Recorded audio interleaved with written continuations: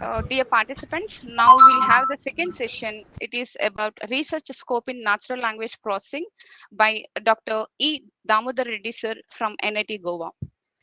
Before hand over the session to Dr. Damodar sir, let me introduce our speaker today. Dr. Damodar Reddy Idla is presently working as assistant professor in the Department of CSE, National Institute of Technology, Goa. He received MSc degree from University of Hyderabad in 2006, MTech and PhD degree in CSE from Indian School of Mines, Dhanbad in 2009 and 2013. His research interests include wireless sensor networks, cognitive neuroscience, brain-computer interface, and medical imaging. He has published more than 120 research articles in reputed international journals and standard conferences.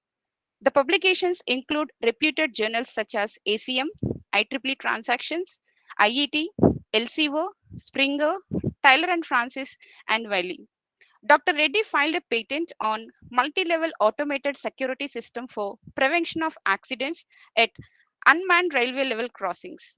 He is senior member of IEEE and IACSIT and also received several awards such as Young Faculty Award, DKIF Best Researcher Award, Asia Arab Distinguished Faculty Award, CSIR Senior Research Fellowship, Dr. APJ Abdul Kalam Lifetime Achievement National Award, and etc. He is also editorial board member of several international journals. He has also published 4 books by reputed publishers such as CRC Press, Tyler and Francis, etc.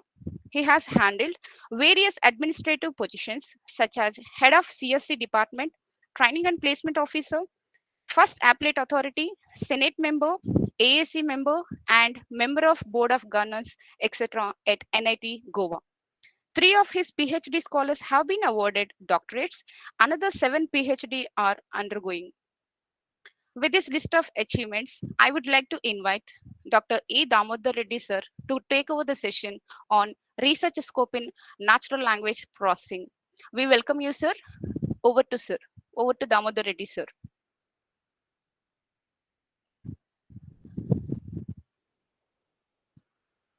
Sir, sir, are you talking? We are unable to hear your voice. Yes, yes. Thank you, madam. Yes, Thanks for sir. the introduction. Can you hear me now? Yes, sir. Yes, sir. You can continue, sir. Yes.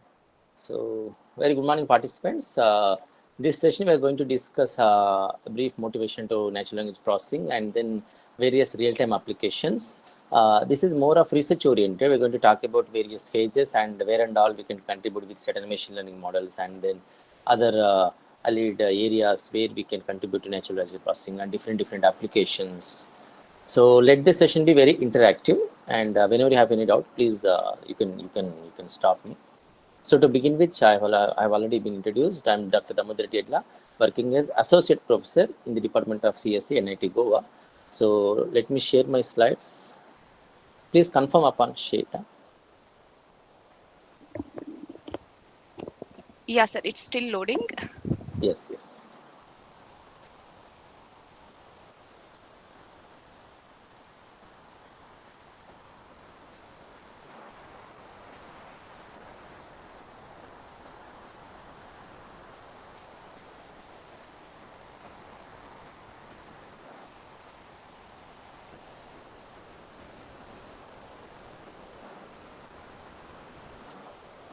Yes, can you see the PPT, madam? Yes, sir. Research scope in natural language processing. Yes, sir. We are able to see.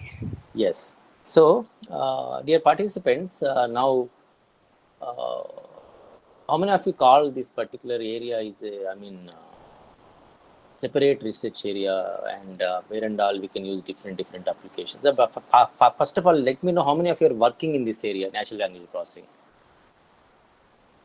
Is there anybody? Yes, you can post in the chat box also in case you can't unmute.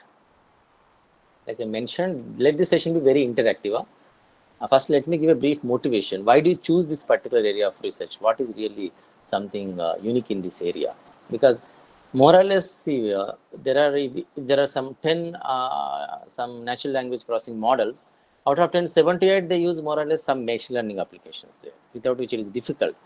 because there is large amount of data in this domain when you have natural language processing. So tell me, what is the main problem you faced when you go with, working on a problem in this area of natural language processing? Somebody please share. You are working on some sentiment analysis or some other linguistic problems in this area. I think I'm unable to see the chat box. Yes, sir. They are giving some messages in chat window, sir. Can somebody read this for me? Because in this full screen mode, I'm not getting the messages. I can't see Yeah, the message. yeah. Somebody they are working on NLP, sir. Yes. Now, what is the main problem you face when you work on natural language processing? Because there are various machine learning models exist in the literature. Hardly see, I consider the most important aspects in natural language processing is something like some feature extraction or some classification or kind of unsupervised learning problems or challenges which we naturally face in these NLP related applications, right? So what is the main challenge you faced in natural language processing? Which particular application you are working? Somebody tell me.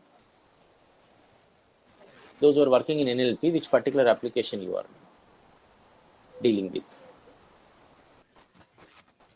Somebody has posted the message that they are interested in NLP, sir. They want to do research in social media political discourse. Okay, social media mining, and then Yeah. some sentiment analysis, political scenarios, how do they change in the real time, and then what is the sentiment of the people over the elections, and then not only that, over a party. Even when we use this natural language processing and see, we can use it for some feedback mechanism, and then we can use it to see some real-time feedback taken from the people for some real-time application, some movies related information, and some dialogue system we can use, and then some what you call human-computer interaction models. Various applications are there.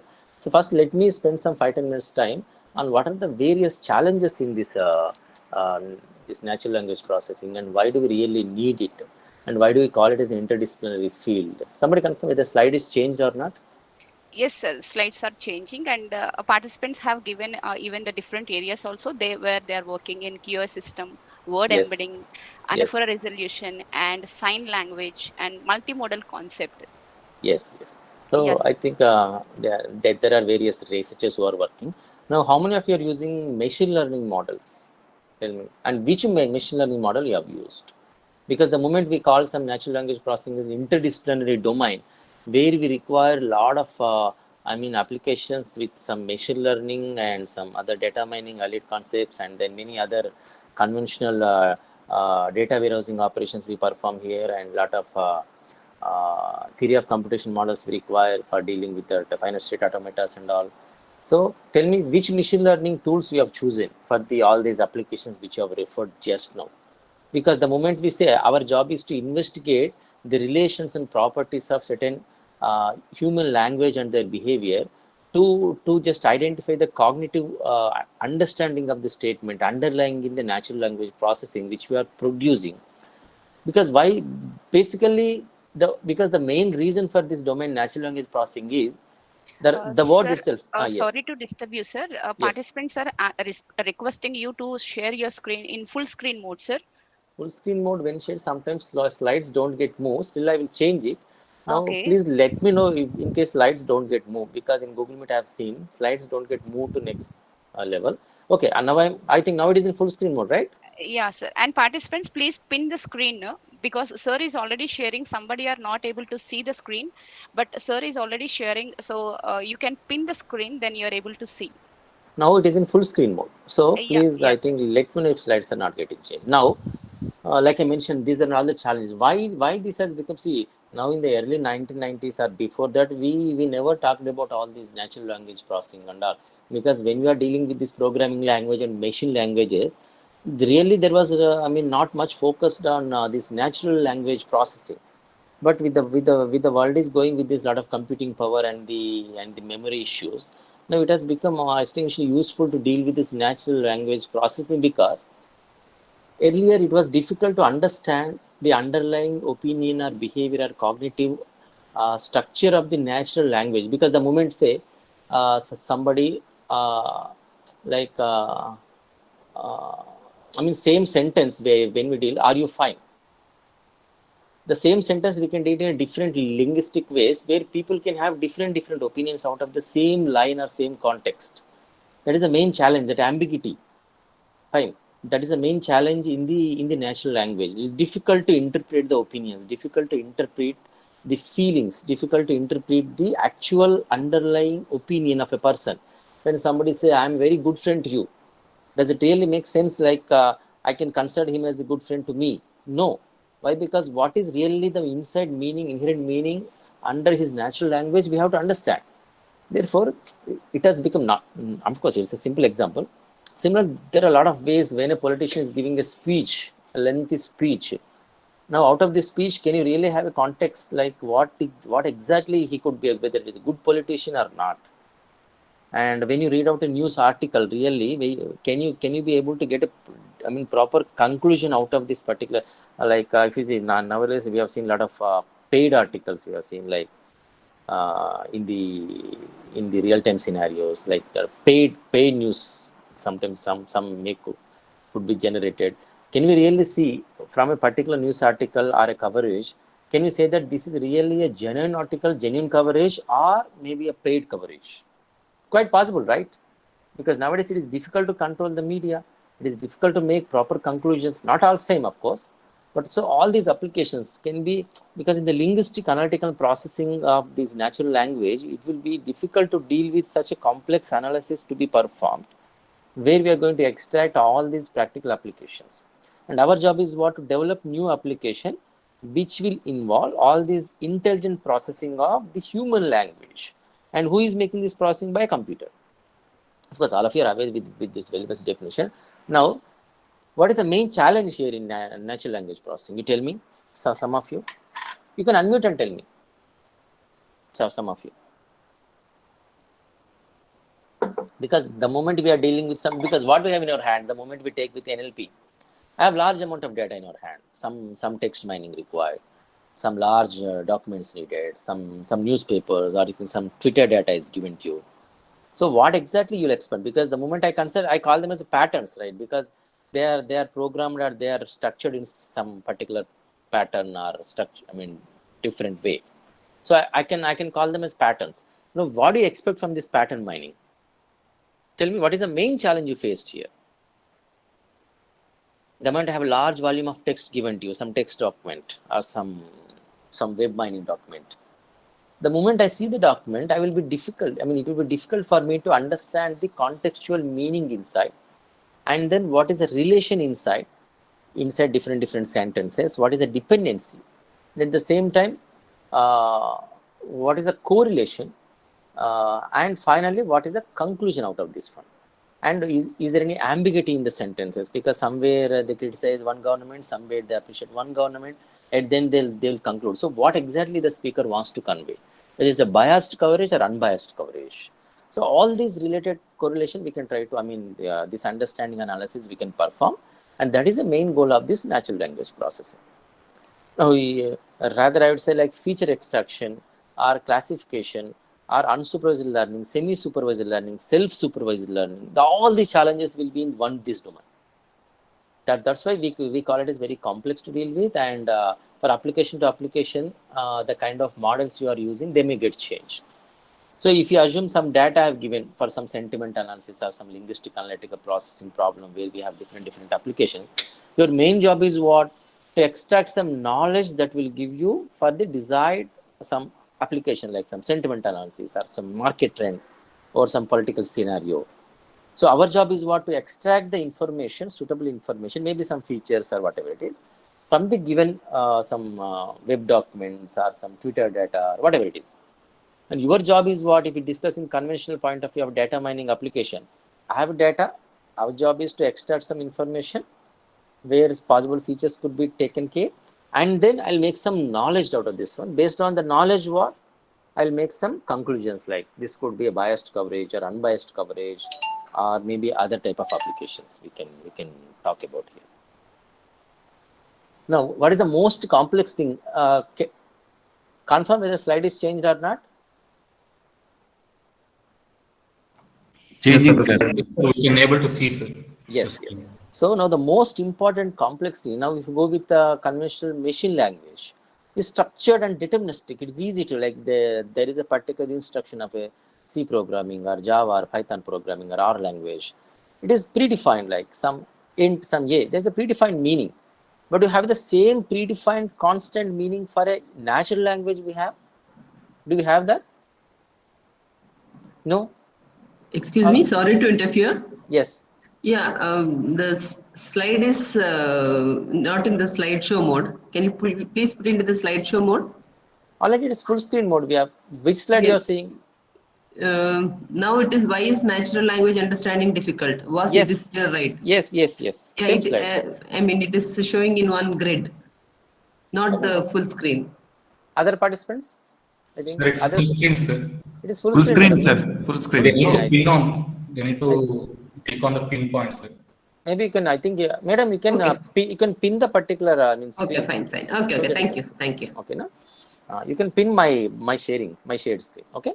So now, like I mentioned, compared to the machine language, compared to the other, standard languages, programming languages, the natural language, it has under certain constraints or under different time, it will give different opinions or meaning. If you take a programming language instruction, under any constraint, it has the same meaning. Now, if I ask a question like, have you had your breakfast? Will it be same if I ask the question at any point of time? If I ask somebody in the evening whether have you had your breakfast, doesn't this look wide or a different odd question, like we are asking somebody to have a breakfast in the evening? That is the main challenge we have in the natural language problem: understanding, analyzing, and intention, and the meaning, underlying opinion. Now, let me give this simple example. I don't know how many of you know this. How many of you know this particular well-known word like Hashwaddam Hataha Kunjaraha? How many of you know this? Have you heard? Any of you? Yes, sir. Is it a natural language statement? Ashwadhama Hataha Kunjaraha.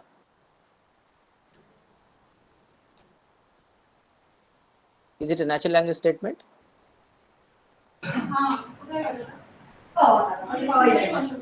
Yes, sir. Yes, sir. Yes. Somebody give me the meaning of that.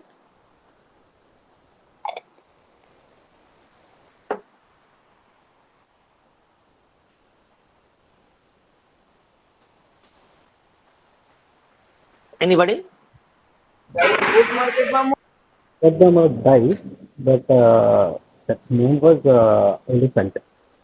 Yes, actually, what the meaning was like when that Dronacharya in the Mahabharata, the Kurukshetra, when people could not defeat him, could not beat him. So what they try to, because there was a oath he has taken, like when his son when his son dies, then he will leave up the war and he will declare himself like.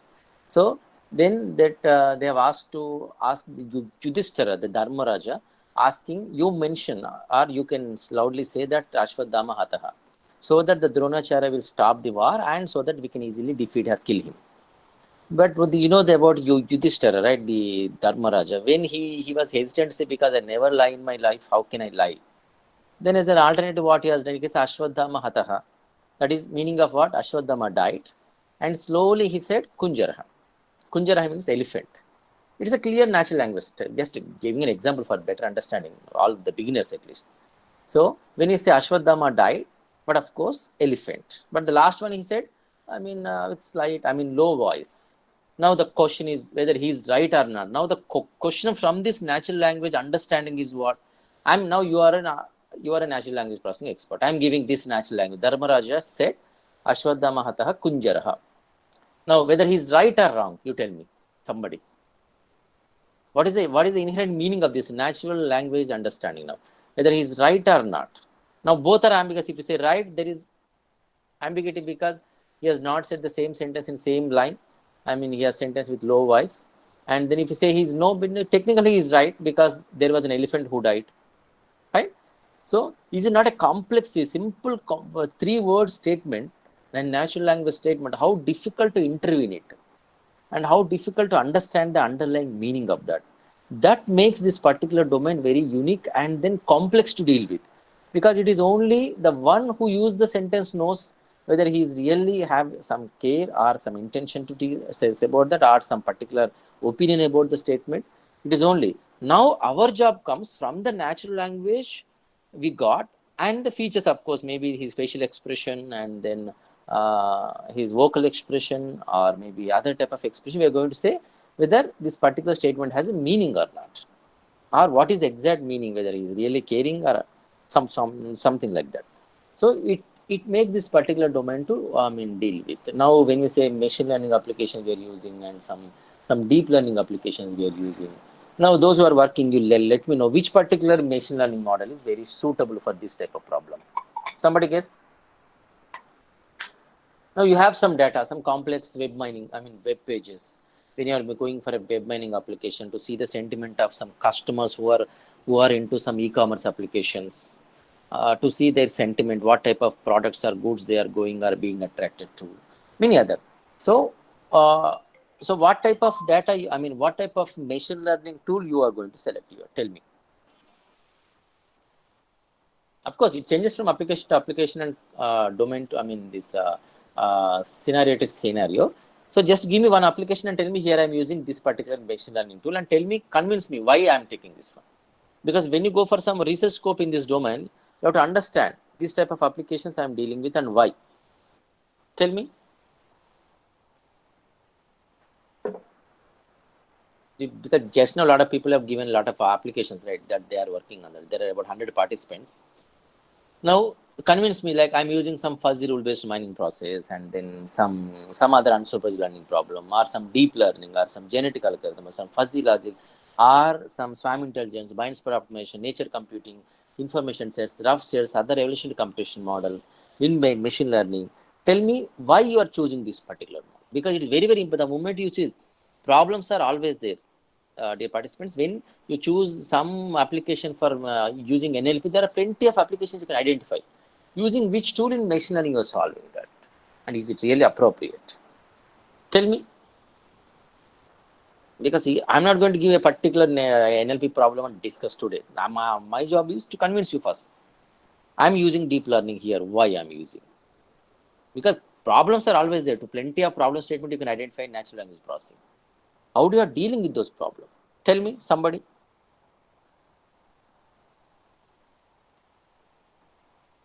Just tell me, like I have this particular application in NLP I'm working using this machine learning tool, and why I have chosen this. Somebody tell me. Because just now mentioned a lot of people are working on this one. I'm sure many of you are working using some machine learning model. Sir, Somebody, yes. Can you able to hear me? Yes, madam, please. Okay, I'm working on a problem. I'm creating a chatbot for the healthcare. Very good. The chatbot will just get the information from the patient or from the user, what kind of a problem he's facing based on the symptoms. Based on that particular bag of words, the chatbot will say like that. This is what exactly the kind of a disease. If the severity of the disease is more, then the chatbot will recommend that which doctor in that particular hospital they have to visit. Yes, And madam. accordingly book the appointment. Yes, So now for the this, chatbot takes what type of data? Some voice messages from the patients or yeah, the attendants, right? yes, Now there is a question comes. Okay, dear patient, welcome, and please speak out your problem. He say maybe I have some vomitings or fever, yeah, or maybe other some stomach ache cough or and anything, cold, right? yeah, something like According, that. yes. Then this chat box will try to analyze these voice messages and see what type of inclined messages he have, and accordingly will try to make the proper suitable diagnosis, which is already trained, right? Yes, yes. Now tell me which machine learning model you are using and how you are using that model. So for this one, I'm actually applying the LSTM, long-term short memory model, Yes, recurrent network yes, actually, and yes, I'm yes, just yes. adding the autoencoder also for getting the more feature uh, from that. Yes, for some dimensional data reduction, feature extraction using. Yes. Yeah. Now, why you have So chosen LSTM? What is the because it reason is for best that? suitable for the sequencing kind of input, because suppose I will say what is a, or let's say suppose the something is like that, so I require the previous 3 words or previous 4 words to predict the next word. So Yes. yeah, so So, like there you are giving a lot of training to your chatbot, right? Yeah, that's why. Okay, trained. How you are given the training? So training, I'm using this. That's why LSTM model only. So I'm having the more layers in that. So with using LSTM layers only. Okay. So it So is based now, on the layers. How exactly that depends on the complexity of the model. Just now we started with this work. yes. Yeah. Now, any other any other deep learning models you have tried with? As of now, I'm just trying with this model only. But yeah, there are many NLP models. Still, I have to work out on that. That's why I'm attending this FDP to get more about it. Yes, madam. You are in right Yeah. direction. You are using Yeah. some neural network related, some deep learning related, and all. Mhm. Now, sometimes my doubt is because this chatbot should give real time response to the patients, right? Real time Yes. sometimes because they can't wait for 10-15 minutes to get a replay to the Sure. required diagnosis, Yeah. right? Yeah. Now, That is what a challenge. Yeah. yes, is your system giving real time response to the patients who are using the chatbot? No, as of now, we are not because we have to train our model for particular all aspects. We can deploy it for the real time. Um, Yes. as Now, of now, we are just having the pre-trained models only. So we are working on that. yes, you are right. So, Yeah. uh, to continue this, you definitely require some optimization somewhere in this modeling, Yes, but obvious. obviously. So when you require optimization, maybe you require to please participants turn off your microphone. Those who are not speaking, those who don't have any queries. Yeah, sir, that noise is coming only from Vaishali madam only. So she Okay, muted the microphone right now. Yeah. Thank okay, you, okay. Vaishali ma'am. Madam, whenever you speak, you can on. The remaining time, you can make it off. Fine. Now, yes, I think she's in right direction, going with some neural network or any deep learning related problems and all. But actually, like I said, sometimes these chatbot type application and some sentiment analysis or some e-commerce type applications where we are using this NLP related application, we require real-time processing and sometimes incremental analysis we require because the data coming in, because now we see with the development of this big data analytics where we are using petabytes and hexabytes of data, we cannot deal with the conventional or some advanced deep learning model where we have a lot of hidden layers and all, where this layered by layered processing takes, weight optimization takes a lot of time, because every time when you stack of auto encoders where you can make the dimensionality reduction and all, but sometimes it takes a lot of time to processing. You may get good amount of accuracy. So I'm not telling you have to use particular model for every application, not like that. Yes, you're right. But at the same time, like when you have problem with some deep learning architectures, maybe we can use some extreme learning machines, and then some online or sequential or hierarchical extreme learning machines where you may find a better dependency. And then you can, because normally extreme learning machines are, economic. Not, computationally expensive compared to deep learning architectures. Deep learning is expensive normally, but of course it amounts high amount of this accuracy, classification accuracy and all. At the same time, whether you're using deep learning or extreme learning machine or any other type of neural models, we often require to optimize the features. We often require to use optimization for other purposes. Therefore, maybe you can combine this type of deep learning architecture with some bind-spread optimization algorithms, some bind-spread, some swarm intelligence models and all. Because if you see, these type of swarm intelligence models will be very, very adaptable to this type of natural language problem. Why? Because when we observe the foraging behavior of those particular, these evolutionary learning models, it will be very helpful to make such a complex behavior to be easily understood by this. Because now you see, when a monkey says something, when a monkey performs some particular task, we feel it like silly or something, but every particular action has some meaning. Only other monkeys will be able to understand what exactly the meaning of that. When you understand this type of foraging behavior, and when you can use such behavior to deal with this complex, ambiguous natural language, maybe you'll be able to end up. But of course, why we use these simultaneous model and other evolutionary computation model is, let me explain. Now, like just now I mentioned, there is some lot of training is needed for the suitable complex problems like this natural language problem application. I'm going with some neural networks. First, I will train my model like the chatbot application. I train on some 100 patients. I have seen the symptoms and all. For these symptoms, which doctor has preferred which particular medicine, and accordingly, I can suggest a suitable diagnosis and then suitable treatment. Now the same type of modeling. Now the same type of modeling. Here, what we try to do, we can make the similar type of architecture, and we can optimize using some bind spread optimization features, and then you can have a better complexity. I mean, better classification, and you can have better accuracy. Are you understand? When you have learning is needed because you are training as some 100 patients, then you're getting some possible conclusions.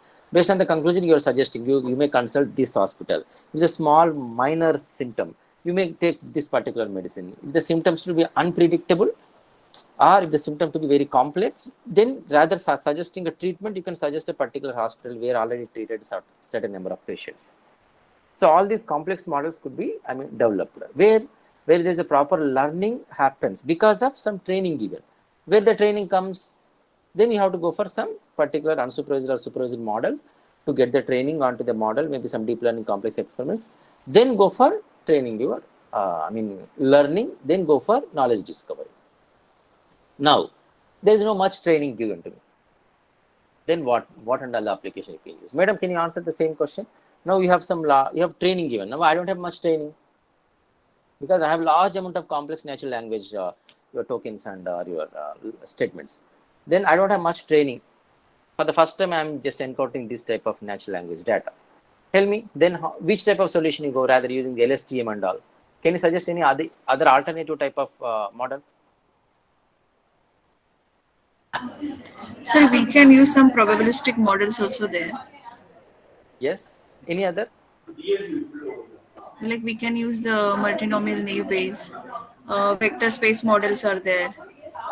Term Yes. frequency and document frequency models are there. Yes, some naive-based applications, probabilistic, and some decision tree related application. But actually, when you have the training is limited, to go these type of chatbot applications or other real-time No, sir, sentiment we analysis can't go. We applications. can't go with that because that's why it can't comes go. under the deep learning models. Because once data Yes, is more, yes. then and only we can apply the deep learning model. Otherwise, there is no use of training this complexity or Yes, complex model. obviously. Yeah. Obviously. Now, when the training is minimum, now the alternative is like when you go with this evolutionary computation model, like some genetic algorithm, swarm intelligence, bind spread optimization algorithm, ant colony optimization algorithm, firefly optimization, gray wolf, and then for spider monkey.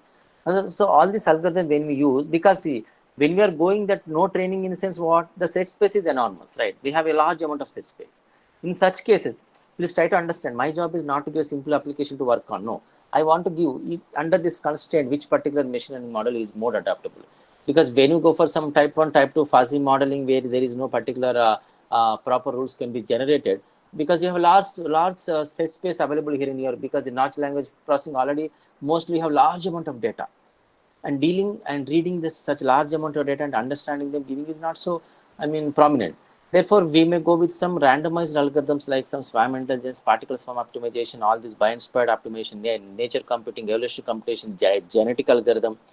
And even genetic algorithm is one of the most, adaptable tool for this type of problem, because we have the kind of operation performing selection, crossover, mutation, based on these tokens and the features you are extracting from the natural language processing. Though you have no training, at least of some feature extraction and other type of modeling, you can always perform here. Then it is easy for you to deal with this type of complex modeling here. So maybe you can go for these complex, these swarm intelligence model when there is no much training is available to you, or you can go for a deep learning model when there is enough training is like, then when there is no proper data set, no deep learning we can see. Enough training should be there. Mostly when the complex large volume data set, deep learning is like highly expensive when proper training is given to you. Because deep learning always require large amount of data, because the layer by layer learning happens according to the requirement of the analysis you are performing. And similarly, you can use these auto encoders and all these other architectures for feature extraction, dimensionality reduction. So we can perform all these applications in your using unsupervised pre-training models also you can use, and then transfer learning models you can use in natural language processing, and one-shot and zero-shot learning models you can use. They're all very, very useful. Now, having said all these motivations, now what is the main scientific goal and engineering goal of these particular NLP? Like the moment I say scientific goal, it is different. Engineering goal is different. The moment I say scientific goal, my job is to identify what the proper analysis and understanding based on some computational efficiency or machinery needed for some real-time linguistic behavior analytic problem. The moment I go for engineering goal, my job is to design, some implement, and then test the system, because mostly in engineering type of applications where you are performing, my job is some testing systems are required for some real-time practical application. What do you mean by that? Somebody guess? Some engineering goal, I mean to say. Because when you are generating some particular natural languages from a particular testing system, what my expectation is based on the particular natural language processing available to you, you try to develop a some natural language processing system which will try to make this practical analysis happen over the data set which you are taking into. I mean, mostly the goal is same, but in the scientific point of view, in the engineering point of view, it is slightly different. Now, as per the requirement of this one, there are plenty of applications to be performed, and then accordingly, the kind of operation you perform, they are different. We have phonetics and phonology, ecology, morphology, syntax operations, lexical semantics, compositional semantics, pragmatics, disclosure conventions, many we have. So each we have, just give me 1 second.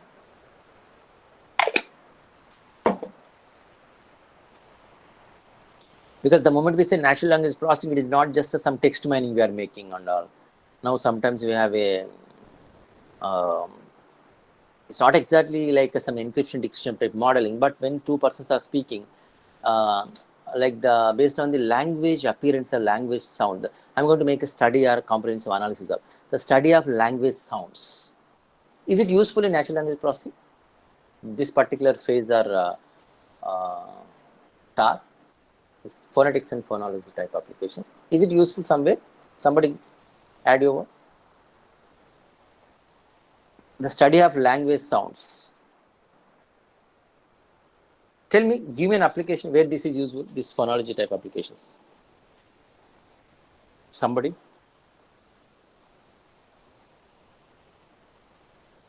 Am I audible? Yes, sir. See, assume that Yes, sir. two persons are communicating, maybe some Yes, sir. text or whatever it is. Yes. Now, when two persons are communicating, in some, I don't say it's exactly encrypted, but some language where people can't understand, like maybe now, people use like some RDX, they call it some material in some encrypt. I call this as a encrypted word for RDX, like material. So send the material. I'm going to collect the material. Here, material refers to some terrific thing like some RDX or some bomb or something. So the language sound, when you study and try to understand, based there is some vocal analysis of the this particular language is being used by some couple of persons. We can use for this particular natural language processing for some defense application like this. Similarly, when you are going for the natural language processing for some, now you see there is not exactly like this. There are some animals when they communicate, they have certain meanings. Because according to the language sounds, we can interpret what is the requirement is. Not exactly the similar application, but just want to say. Similarly, can you give one more application of this phonology or phonetics in the linguistic analytical processing?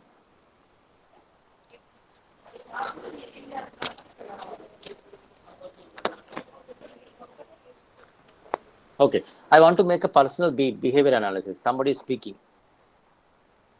Now, we must have seen this, you can experience in the movies, like there is a word where they can speak in a different ways where the meaning can be changed. So when a person is speaking to you, by just seeing the language sounds, you can understand his behavior, you can understand his mental state analysis, you can understand his actual, whether he is honest or not. It is true actually, but of course, not a normal person can perform. This can be performed by a psychologist or any other, some mental experts, mentalists. Everybody can't be a mentalist, right? So normally these phonetics and phonology type application, but this type of modeling we can use for some natural language processing. Do you agree with me?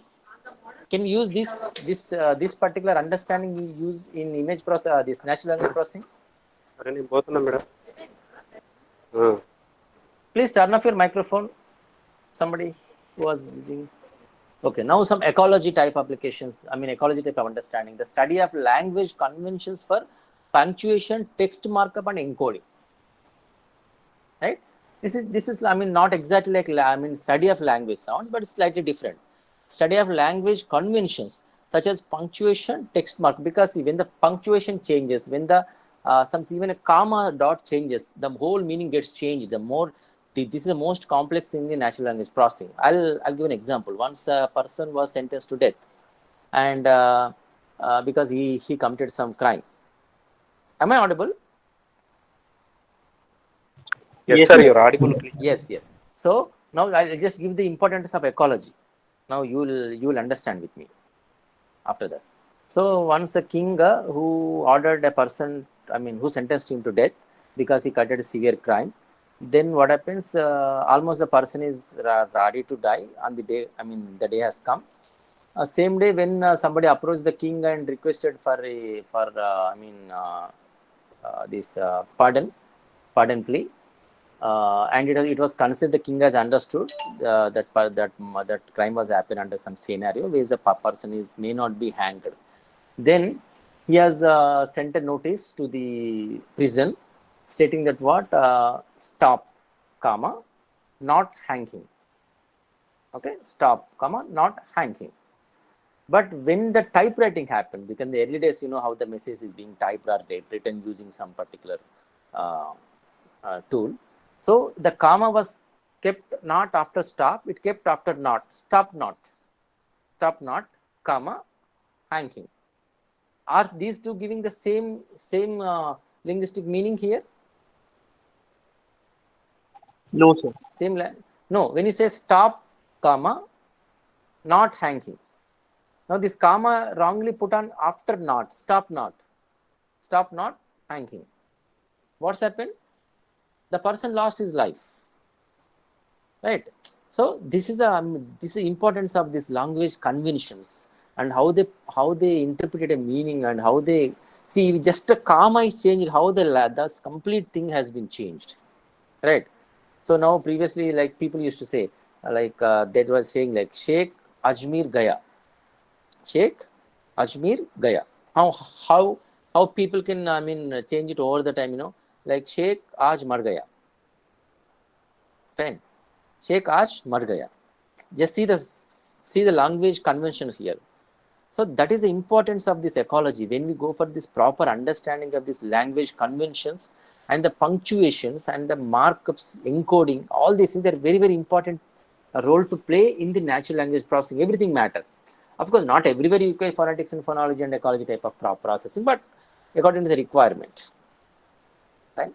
Because beginners I'm talking about now, of course, those who are already working on that, they may be very familiar with all these type of operations, morphological operations, syntactical operations and all.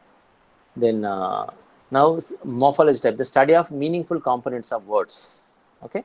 See, I'm not giving definitions or anything. Again, they're all having some research scopes the moment we have. Maybe you can work on some ecology type related processing in the natural language processing, and then some syntactical type or lexical semantic type. Everywhere, everything has a different application. Okay. Don't think all these operations are tools you are going to use in every NLP application. No, it depends on what type of application you are performing and how you are going to process them. It is very, very important to understand. Okay.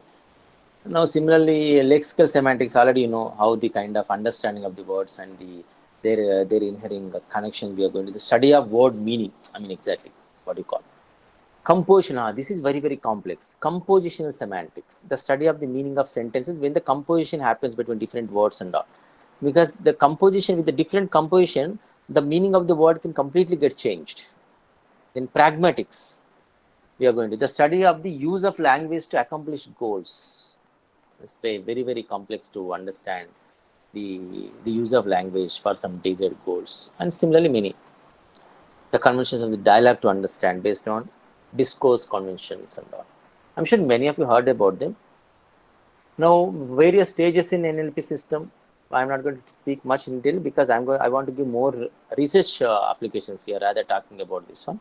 But I will read out like tokenization, morphological analysis, syntax. Already I've talked about all this, the various phases. Now, just let me give one brief introduction. I will not spend much time here. Can you see the slide for the stages of NLP?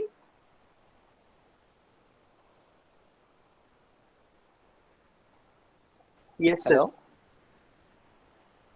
Yes. So in a morphological analysis stage, we are trying to collect the individual words and analyzing them for their possible, understanding and their meaning or component, what we try to indicate. Okay, because this is actually, when you start with this, you will be able to understand the basic meaning of the purpose of the text which you are trying to mine or process, the natural language text. Similarly, we have syntactic analysis which you are trying to perform. I know many of you know already. Trying to get some linear sequence of words which are trying to transform into some structures which will give some particular meaning of opinion. Okay, and how they relate to each other. Now, similarly, semantic analysis, where the transformation is we are trying to achieve or make from the given input text and try to get some internal representation where we are trying to get some reflection of a meaning, all these things. Okay. And similarly, pragmatic analysis we are going to make, and discourse, all these things we have talked about. Now, out of all this, which one is complex, you tell me? Somebody tell me, which one is complex? Sir, lexical ambiguity. Lexical is always, yes, complex. Also, compared to lexical, we have, okay, lexical is complex, obviously. After lexical? Pragmatic, sir. Pragmatic analysis. Yes, that is also one of them. Because when you reinterpret, because the moment we say, we just try to get some syntactic and semantic analysis, from that we try to, like, it is something like data to information to knowledge. So how do we extract the knowledge from the data? That makes, that is crucial, because data to information is directly like digging. Now it is something like from information to knowledge is getting is always, something somewhat tricky. So like pragmatic analysis is also very, very crucial. Everywhere you can have the role to do your research, but pragmatic analysis is always complex to deal with. Okay. Now what is the role of information extraction and then all these others? Because the moment say content-based information retrieval, computer vision applications and all, when we talk about different. Now what about information extraction in this context of natural language processing? Because now where we require some semi-supervised, supervised, unsupervised learning problems where we are going to understand, and after all these semantic learning, syntactic learning processes, because first we try to create some ontology where we are trying to get all these understanding of the basic analysis of this natural language which you are trying to process. Then we try to filter them after the document collection. Then some extraction model we have to use, where we use segmentation, classification, some association, some clustering analysis, all those things. Then we are going to use those databases which we try to use for some query search analysis. Finally, you perform some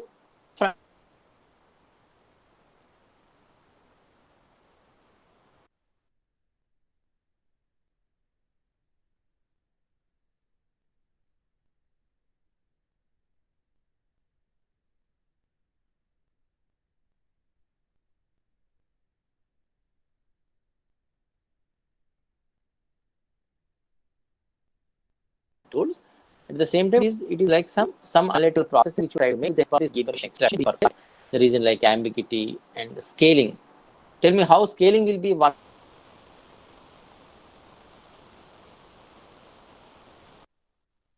of the challenge here. Scale will be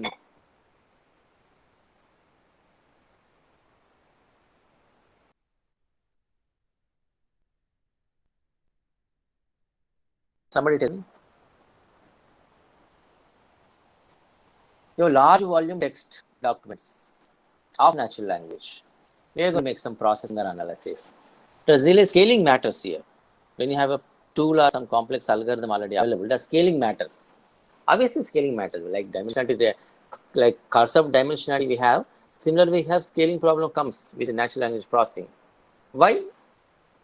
Because when the scaling comes in your data set, when the type of problem input, or you can say the type of data set is scaled to high level, or the dimensions are high. Accordingly, the challenges and the limitations in your model will be raised. Because now when you have a particular conclusion out of a natural language processing document, when you are trying to scale the requirements, accordingly, the performance of the algorithm may count, and at the same time, the conclusion making may completely change. That is a complex issue in natural language processing. With one more, with, few more, natural language processing documents for which you have already executed and analyzed, the complete meaning of a particular conclusion may get changed. Little sparsity also, how the logical understanding and the processing, the grammatical processing of this one will be taken care. And the variation of that, this is one of the complex issue in NLP, variation. When you take some natural language data, when you have large amount of variation, and it is difficult because you will get some conclusion, at the same time you get some other conclusion. So when you have different variation of text in your mining process, definitely it will be a complex task. Don't think they're all challenges, they're all research scope for you. When you have like somebody just not multi-model type analysis they are making, you similarly somebody make a multivariate analysis, and then similarly you can say some large scale type algorithm you can develop here. Some ambiguous text processing you can make when you have any such present in your natural language processing. Unmodeled variable type analysis you can make. They're all not just factors for making NLP hard. They are your new research problems you can understand. When you have unmodeled variables is given, then how do you deal with the natural language processing tool that you already developed here? Tell me, in unmodeled variables, how do you use natural language processing? Maybe you can require some fuzzy type of modeling, maybe more adaptable here.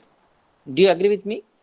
These unmodeled type of variables, when you are involved in the natural language processing, maybe you can go with fuzzy type of modeling, or you can go for self-supervised learning model, not semi-supervised, self-supervised learning model. Similarly, you have unknown representations. Definitely, you can go with some complex unsupervised learning model, because here you have unknown representations. So they're all research scope for your problem statement. Any doubts so far?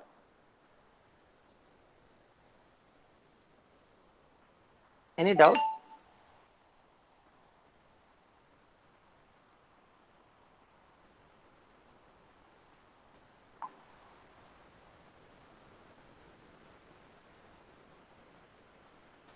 Am I audible? Yes, sir. Yes, sir. Yes. So now this anyhow, I think I already discussed this one, the challenges in the words and lexical processing and syntactic analysis. That's fine. Now, okay, one of the possible scope will like dealing with some ambiguity. Now, how can we deal with the ambiguity? Tell me. We can use different type of parsers, and we can use some, because but of course, does not mean that it will give only one possible analysis. Now, we try to extract all possible analysis when you use different non-probabilistic methods or with different parsers. Once you get all these possible analysis, then you can again further see which is the most possible analysis or conclusion you can derive out of this one to deal with the ambiguity.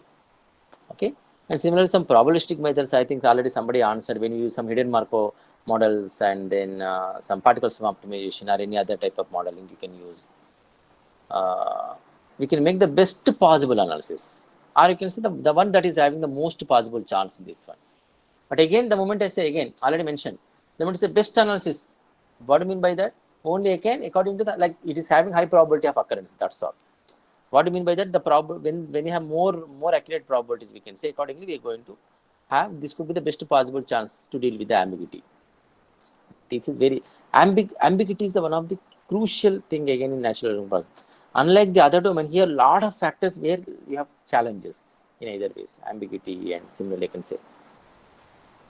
Now you can deal with some applications where you can solve the problems that are happening with some expressive forms where you are trying to establish, because there are different meanings. It's not only ambiguity and expressivity will be different.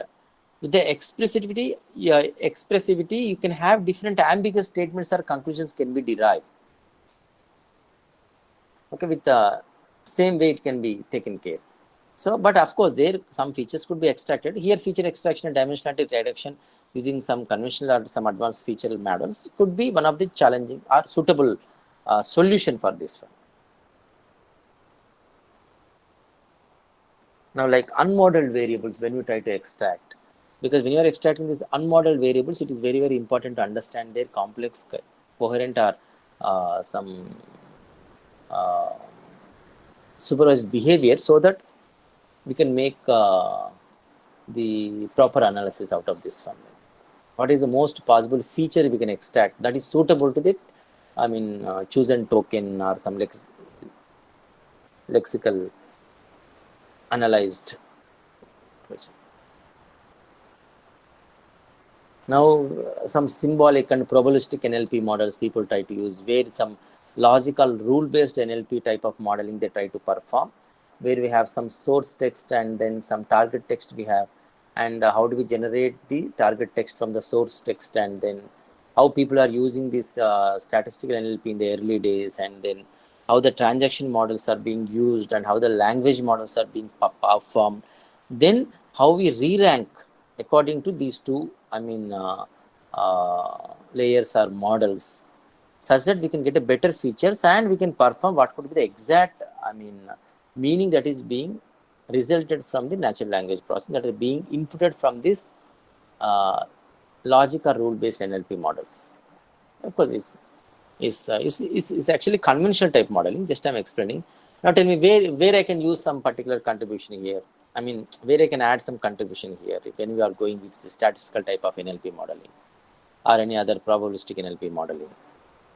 Maybe you can use some optimization modeling or some optimization algorithm to deal with whatever the features produced. Like if there is some translation features are being produced here, you can optimize those features and find better features, such that because the number of features produced also even complex or high in number sometimes in natural language processing. Therefore, one has to use them carefully. And similarly, this probabilistic and connectionist NLP type modeling, similar way but slightly, the advanced, where we are using some engineered features and representation based on some language models and then some re-ranking models, how we are making. Accordingly, the learned features and representation we are going to make to deal with the complex modeling when we use with some deep learning or complex modeling at the end. So these learned features and representation we are going to use with the help of the deep learning or architectures, which will be performed. That is, in the early 2010s and all. But now with the latest, development in these soft computing models and all, now we are going with a different type of approaches. Now, what and all the other domains or fields where we can have the applications interconnected to the NLP, like we have machine learning directly, we have already seen various applications, linguistic, some psychosocial analysis, descriptive and theoretical analytic type applications, cognitive science applications, and all. Tell me, what is a cognitive science application? Somebody refer, give me an example for this, where we can connect it. Tell me, what is the possible scope for researching cognitive science type of analysis?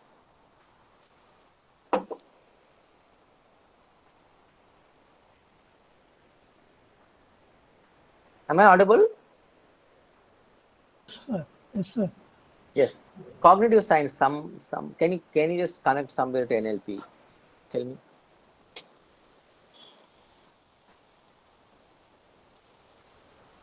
Some speech recognition type application, I can say, like there is a person who has no proper speech activity. Therefore, what I can do, I can make some natural language processing application. Of course, there will be, you may require some hardware integration, some human computer interaction, or some brain computer interaction type models, where you collect some brain signals or something, or you collect his vocal signals or voice signals, and then try to make some cognitive analysis of those signals. I don't call it as a cognitive analysis, some auditory analysis of those signals using some machine learning model, and say what exactly the person wants to convey. And speech recognition, speech therapy type applications, we can all use this natural language processing. Do you all agree with me? All this cognitive science application, we can use this NLP processing. Do you agree with me?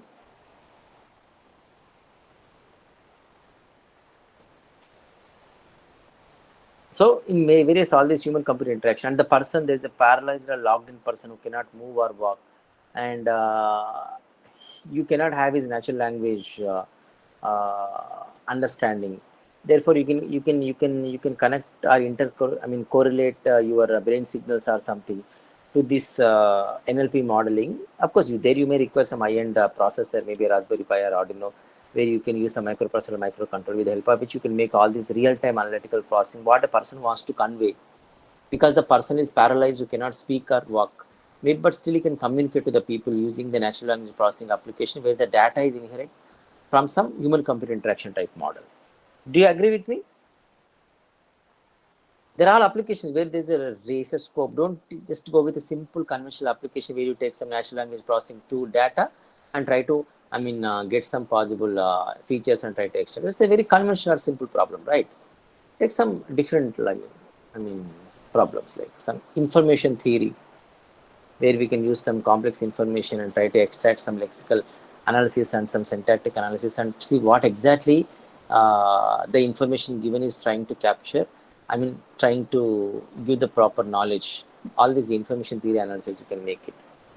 Logic analysis and data science application, political science application. Obviously, we can use complex political science applications here with the help of NLP processing. Of course, already this particular problem, most of the people are working on like some sentiment analysis, political scenario, and then political trend and future occurrences in Indian politics, and then who could be forming the government in the next turn, and you see, and you have heard of all this IPAC, right? Have you heard of this IPAC? IPAC, there is somebody, Prashant Kishore or somebody who is leading this IPAC, right? Have you heard of that?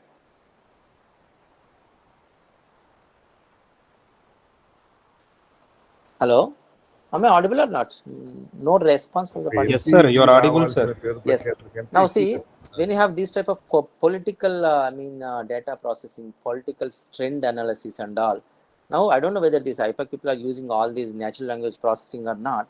But now maybe those who are going with some such a startup type of application where the Indian political trend and scenario can be analyzed and processed and then concluded. Okay, in this election who is going to win, in this election who is going to win, and they can also select the proper strong contestant in the election with the political trend and scenario in the real time.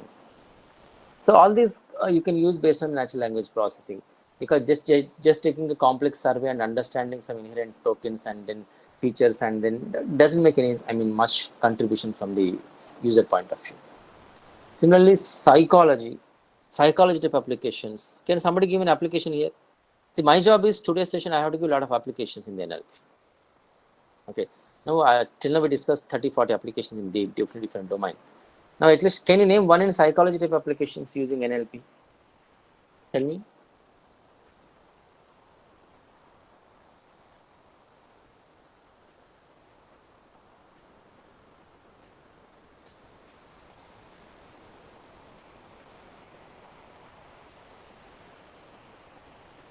See, I just take some of some person when somebody is speaking.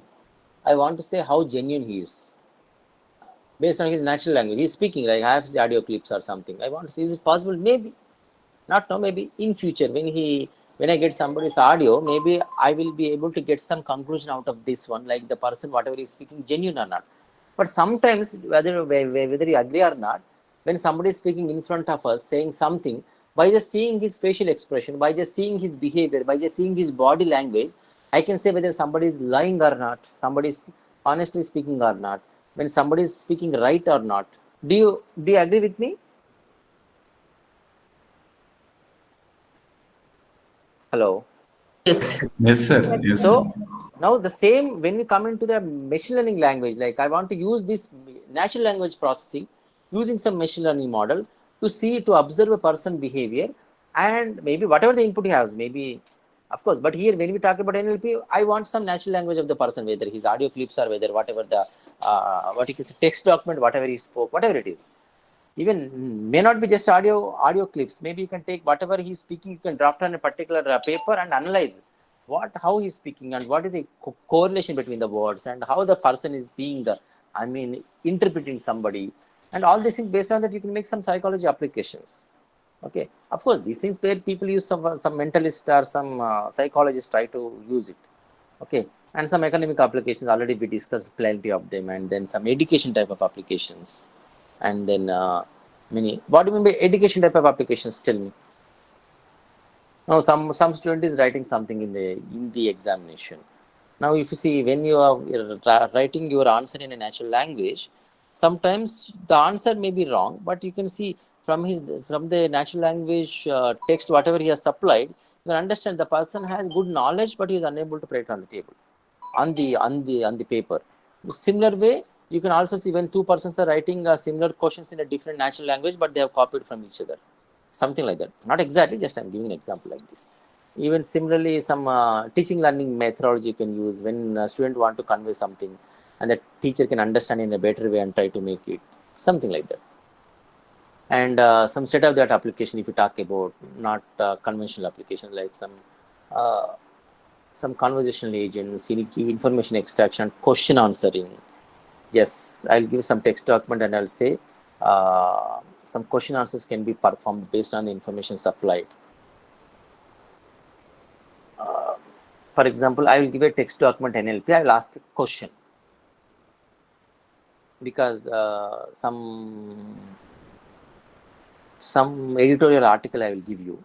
Based on that, I will ask a question whether this editorial article is biased or unbiased. Based on some extracted information or features or tokens and all, I can make possible prediction from my NLP modeling that I can answer to the question, not only just say all these biased or unbiased, even I can answer to a question also. And then some machine translation already I've talked about. Then opinion and sentiment analysis. Most of the researchers in NLP focusing here, sentiment analysis and opinion and all.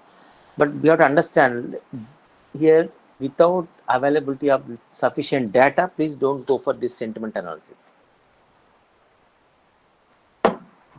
Because validation becomes very tough. Sorry, can I interfere? Yes, please. Yeah, you mentioned about psychological, applications in the psychological field, like personal behavior, all those things. Yes. And when it comes to natural language processing task, any task like that, what we need is the data. This is like right now what you were telling about the data. And it's not that easy to construct the data, especially when it comes to like personal behavior analysis and all. Yes, obviously it's not easy, but that is some high-end complex application, because see, there is a person who cannot speak.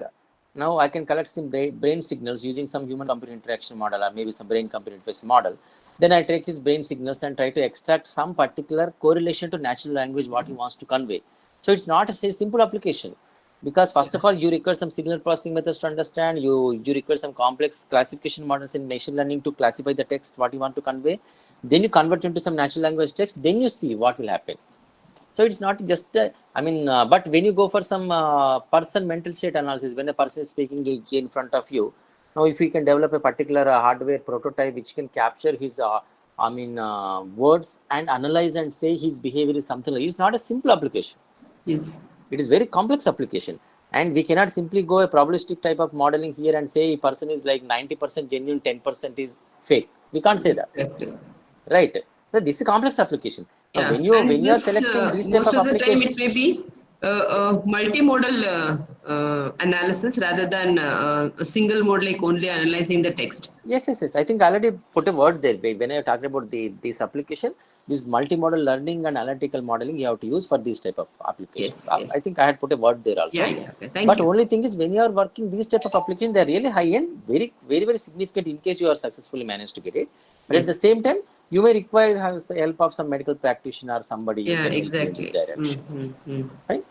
Okay. Thank you. Now, thank you. Right. Now, this opinion and sentiment analysis, like I mentioned, unless you have some valid, authorized data, please don't go for selecting these type, because now getting it validated at the end, validating the model is not so easy, and people won't adopt it so easily.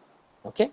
Now, next is social media analysis. That is again one of the top-rated applications in natural language processing, where you are dealing with where I can perform. What do you mean by that? I can see somebody's now. See if you can see before marriage, some people are trying to see like how my partner could be. I want to understand his behavior and all. So maybe I'll see his social media post. Nowadays, a person can be easily be analyzed if he observe his social media. What do you call exactly? Social media.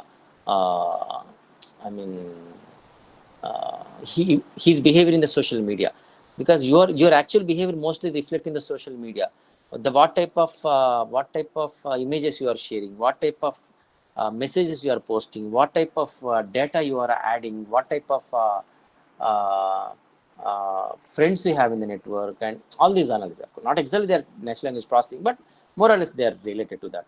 So all these analysis you can make, when we can see the social media trend, and we can say who could be the possible, upcoming actor, or who could be a possible politician who could be in the top after 5 years, 10 years, something like that. So this social media analysis is again one of the important, crucial applications. Out of these, most of the people working as sentiment analysis, social media analysis and all. But again, please take care, data is available, because these type of domains, you have to ensure data availability, then you have to go forward. Otherwise, it is very difficult to make validation of your models. I reiterate that, please take care. Then visual understanding, of course, obviously I have already mentioned some human-computer interaction model, and similarly some evaluation, essay evaluation, of course, simple application, we need not to talk about that. So mining legal, medical or scholarly literature, yes, it's very, very important to identify some fake documents or some proxy documents, some legal documents, legal literature, medical literature, or scholarly literature, whether genuine or not, all these things. More or less, because the kind of NLP application you can also extend here. They may not be used as it is here. They can be extended with some improvements here. And other NLP application, please, at least one application if you are finding today's session, I'll be happy. Now, I have mentioned, now similarly, even better application we have, like question answers, I think already we have discussed. Text categorization and routing type applications, yes. Routing in the sense what, now there is a query request comes like the chatbot type application, not exactly same, but similar application. Now there is a request comes based on some natural language understanding, I try to route to the suitable server or suitable email server or domain, wherever it is required. And categorization of the customer emails, genuine, fraudulent, suspicious, and all. I think this some CEO of a company, I don't want to name which company it is, then he used to get some thousands or lakhs of, or maybe thousands of mails every day to his email. But after this spam filter is applied, he could only receive only 5 to 6 mails in his inbox. That is mail categorization. Most of them are useless, or fraudulent, or faulty, or spam mails. Only 5 or 6 genuine mails he used to get to his email actually. Right. So this categorization based on what? Natural language that is typed in the text, whatever you are making. Right. Based on the language given in the text or in the email, based on the type of request is given, based on the category of this one, all these things. So text categorization, routing type applications, you can use natural language. Understand the natural language, route to the proper server or proper person and all those things. Based on what? Based on the keywords, features, tokens, all those things. Text mining, obviously, we have talked about. Machine translation, we talked about. Information extraction, we talked about. Spelling correction, obviously, we can, that we can see. Not just looking at the dictionary and all, but still we can make it. I think this I will ignore because we have short time. Now, the main challenges and all big questions of what you will be going to make exact natural language processing applications.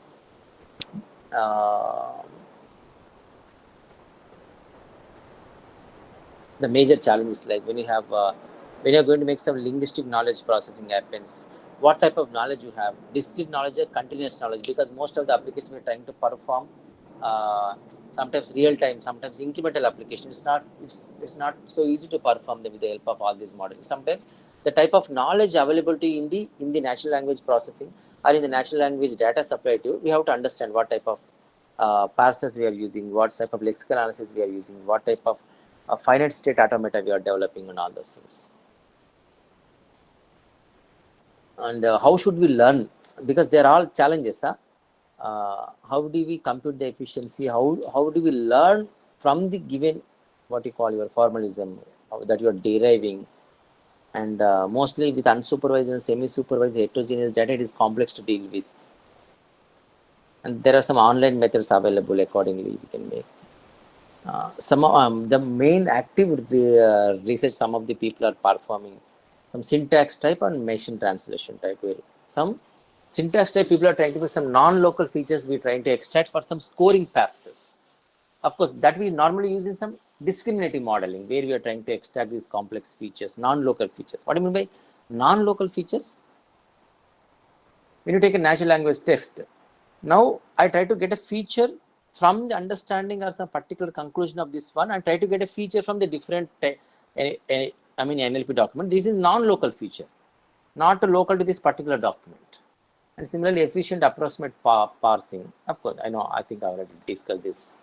And then unsupervised learning or partially supervised learning, because of the understanding of the different statements and sentences in the natural language supplied. Other formalism which we discuss and all. Now in the machine translation, how we can talk about what?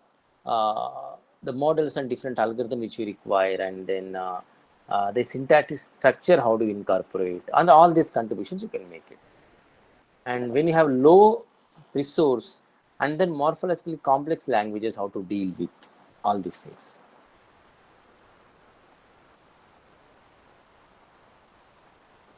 So there are plenty. I can give the slides with the organizers, whether if you require, because I think I'm almost done. I mean, still a lot of slides are there. I can share the slides so that you can go through that. I think somebody already mentioned some chatbot type application or human computer dialogue system.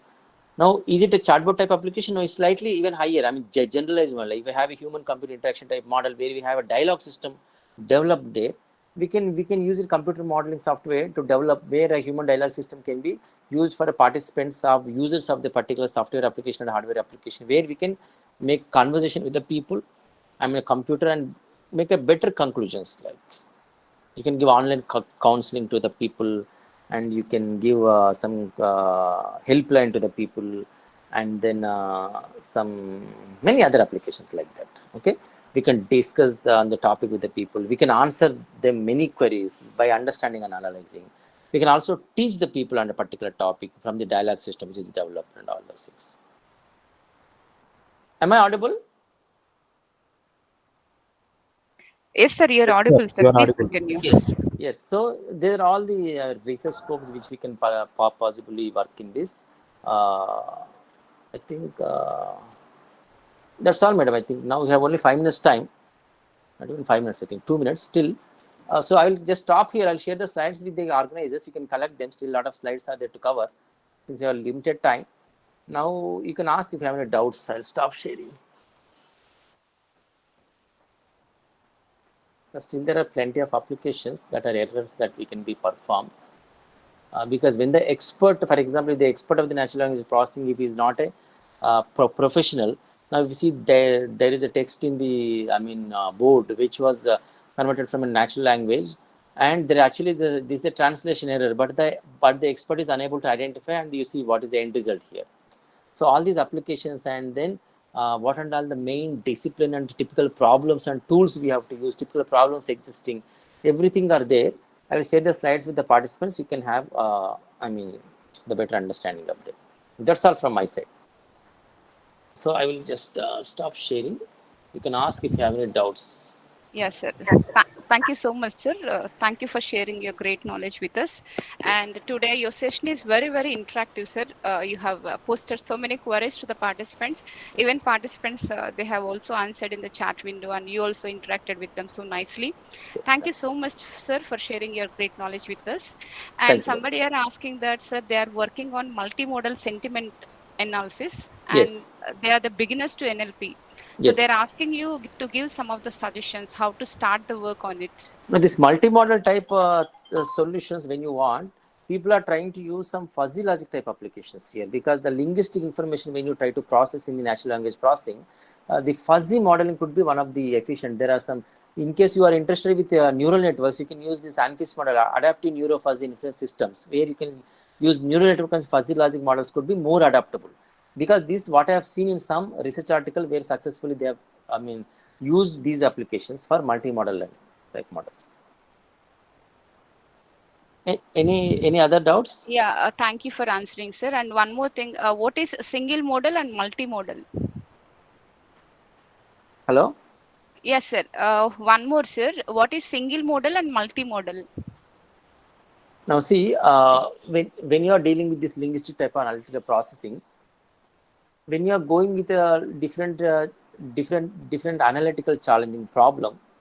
In case of multi-modeling problem, you should have different type of challenges in analyzing different type of interpretation that you involve in the document or natural language that you are dealing with. In single modeling, the challenge is very limited. In case of multi-modeling, it is actually diverse analysis you are making. That is the main challenge here. But actually, in case of single modeling problem, you can use conventional neural networks and other type of modeling. It usually works. In case of multi-modeling analysis, we are making some complex deep learning architectures or some bind square optimization algorithm people can use. But fuzzy logic could be one of the, useful useful tool here.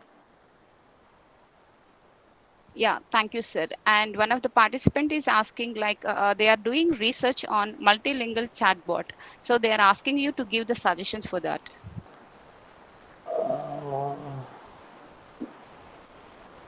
These chatbot type applications, when you are dealing with, I use rough set based approaches could be suitable, madam. Rough sets and there is something called information sets based approaches, along with some neural networks, some extending machines or some RNN type applications they can use.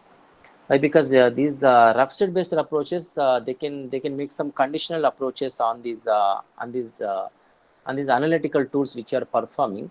Therefore, they could be more suitable, because on the fly we cannot give a solution suitable to that. But we have referred some paper where these fuzzy and rough set based approaches are being used. Maybe you can try with the rough sets.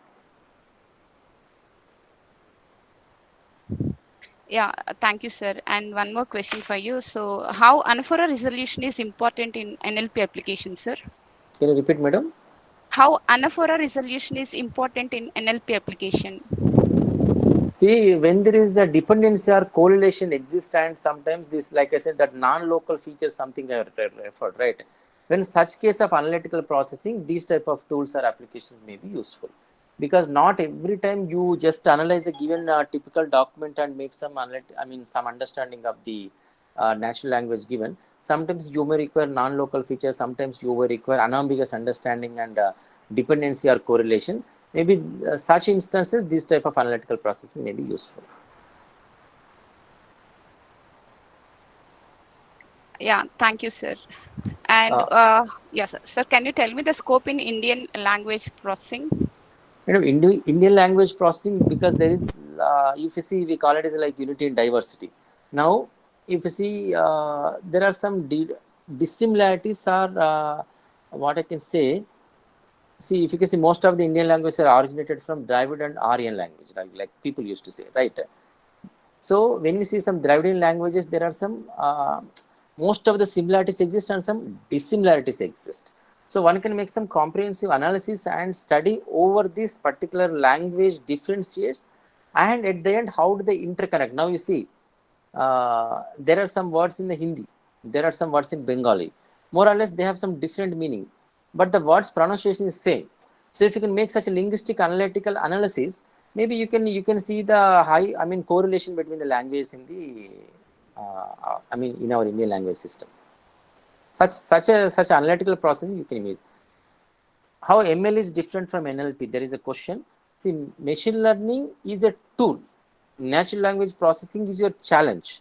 Now, ML is what? Now, you're going to use suitable ML application. Now, every ML application may not be so suitable for your selected problem. Different ML tools you're going to select according to your requirement of the chosen application. So, machine learning is the solving domain you're going. That is a tool. NLP is your problem domain. Now, which machine learning is it? Like which application you are performing? Like if somebody wanted to multimodal analysis, I just suggest them use fuzzy logic, or maybe neural network fuzzy logic. And if